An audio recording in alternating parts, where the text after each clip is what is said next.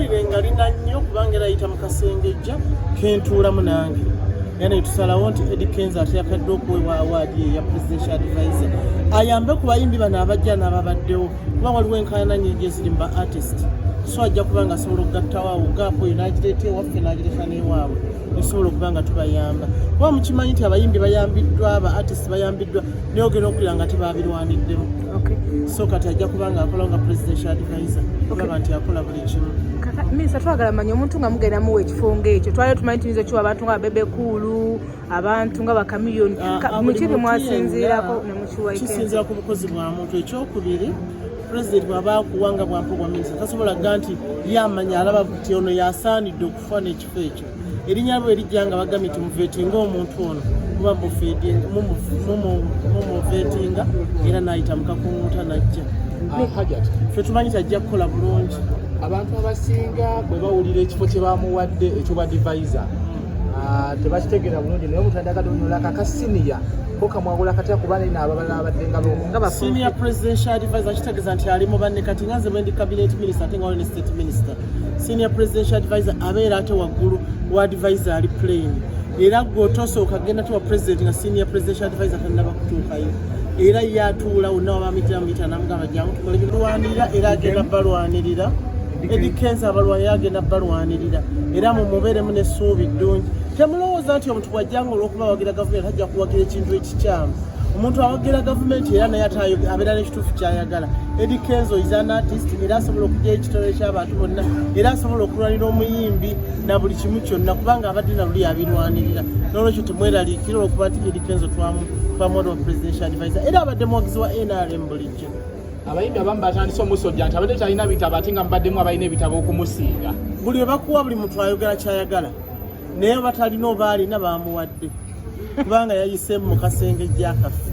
N'olwekyo nze nsaba tumuwagire tukole bukozire ate nze nsaba kino ekintu kiveere mu bantu bw'olabanga gwe tebakuwadde wagira gwe bawadde mukole naye kyekituganya okukulaakulana gutandika kugamba teyasoma teyakola bwate yakola kikola babadde n'omutima ogulwanira kibaleme ki ekyo kyabwe naye ffe tumanyi nti agenda kisigala kuba tiwali conditions bamuwadde tebanakuwanga ojjawo abayimbi banakuwanga okola boti copywriting onyijjawo agenda kusigala ekintu kiri mu parliament bakisobola kuvaawo omukazi eyamwewa omukyalo olisi mwana mutali apaavo okuserekitinga omuntu mbannayuganda miliyoni 4 kitegeeza wanjawulo Eddie Kenzo wanjawulo mubayimbi ba Uganda bonna wamaanyi mbannayuganda bonna pulezidenti okuserekitinga mu bantu miliyoni 4 oba wanjawulo Eddie Kenzo kisooka mugezi kumwani yawasa minisita mugezi kivala pulezidenti yamulonze okumuwa amagezi ku nsonga z'abayimbi.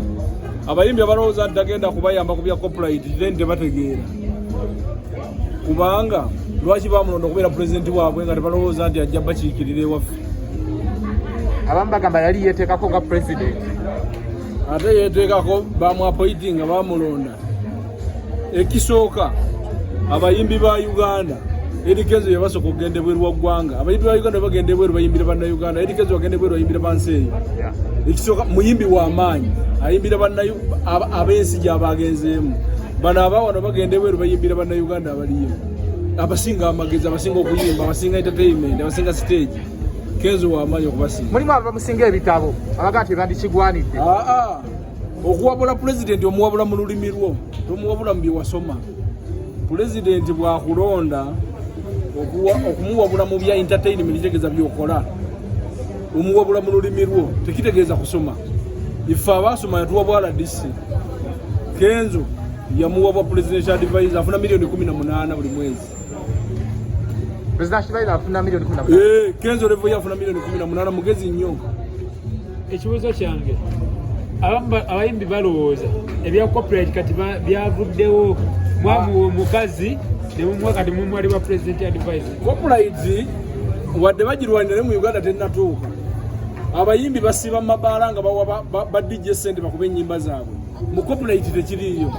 Mu copyright olinda DJ n'akusasula omukkiriza akuba oluyimba lwo.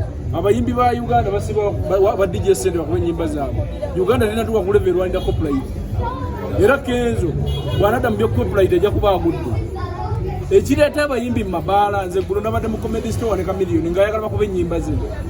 kitegeeza copyright mu Uganda tinatuka ku level Rwanda copyright. Abalwanda copyright ba Nigeria ng'oluyimba luhitinga nnyo mu YouTube ne radio endala ne TV kati ng'osaba radio ne TV zikusasule. Bannayuganda tebannatuuka ku level eyo. Bannayuganda level gye baliko yakulabanga music atambula bakubukinge ofune sente ozimbe ennyumba ogule n'ettaka. Tebannatuuka ku level ya copyright. Ebya copyright bya Nigeria n'abazungu wano tebannatuukawo. So bakabo muwe edikeze ekitiibwa agenda wabula pulezidenti atereze ensonga zammwe ne mu nsonga zammwe ebya copyright bifu mu copyright tebiri mu Uganda tebindatuuka mu Uganda.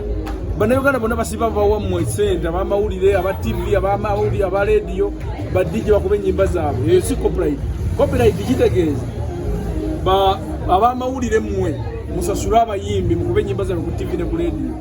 Kati ate wano mu Uganda abayimbi bebawa abamawulire ne ba DJ okuba ennyimba zaabwe kitegeeza nti kitatuuka kukola era babirwanirira simanyi kye baliko emitwe mikalu.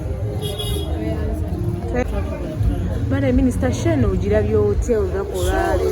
Sobola okuba nti nina omukwano eri aba artist ddala ba upcoming ate nenzija olw'okuba nti omuntu yazze n'ansaba nti nzije nga minisita we nenzija muwagire ekyokubiri sho ebadde ennungi ebadde educative era yeebale nnyo bali ddala kuba kati alaze kyalinawo nga talina bantu bangi nga yeekoledde ekintu kye kitegeeza nti ayiyiza ebibye era tumwebaza kubanga byayiyiza tebinyumye. Ebadde educative ebaddemu buli kimu ngeraga talent n'ebirala byonna. Okay, Minister olunaku olwaleero lwakedde nga omwe ku bayimbi tulaba nti bamuwadde ekifo ekinene nga y'omu ku ba advisor wa Creative Eddie Kenzo wagafunyaga amawulire.